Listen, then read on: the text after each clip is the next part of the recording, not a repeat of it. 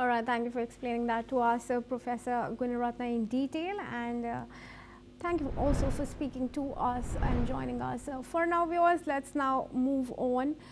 Now, the United Nations Security Council delegation has called on all parties to uphold the year-old ceasefire between Israel and Hezbollah after visiting Lebanon. Slovenian Ambassador Samuel Zbogar, speaking in Beirut, emphasized the importance of sticking to the cessation of hostilities agreement from November last year. However, Hezbollah's chief, Naim Qassem, sharply criticized the Lebanese government's decision to send a civilian envoy to the ceasefire talks and called it a free concession to Israel and a violation of previous positions. The move comes after both Israel and Lebanon sent civilian delegates to a military committee on December 3, marking a significant expansion of dialogue between the two nations. Let's listen into what UN Ambassador Samuel Bogar had to say. We came to Beirut at the pivotal time for the implementation of the relevant resolutions and for implementation of the cessation of hostilities agreement of November of last year. All parties must uphold the November 2024 cessation of hostilities agreement, and we recognize progress achieved by Lebanon this year. Gedalia Blum, Middle East Affairs expert, joins us live from LA in Israel. Thank you, Gedalia, for joining us.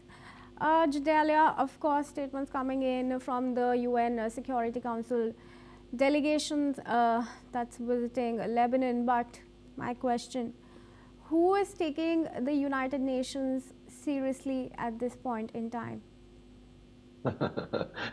That's a really good question. The UN actually was created by free states in its inception. It actually was ruled by a majority of free countries, and now it's being ruled by a majority of fear countries, dictatorships, communists, which are given equal rights. So I think anybody who has any semblance of knowledge or moral clarity wouldn't take the UN seriously at this point. It's being hijacked by those who have political aspirations for domination and to upend the Western civilization.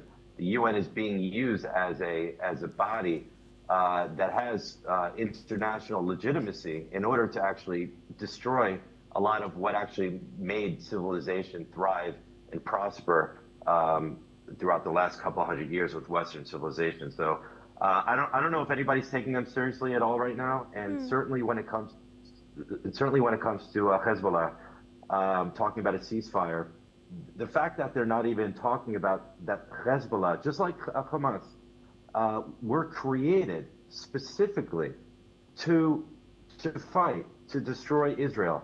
So to purport that you're working on a ceasefire with a militant implant from the Iranian regime, who has clearly taken over Lebanon and trying to have some sort of ceasefire peace agreement with them intact, is ridiculous on its face. It's not going to happen. They're not going to disarm, just like your previous guest was talking about how Hamas will disarm if Israel withdraws, so they can have peace within Gaza.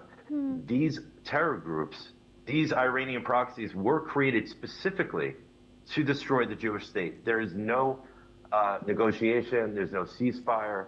The only way to remove them is by force, is by war, and is by complete war, not a war that ends in a diplomatic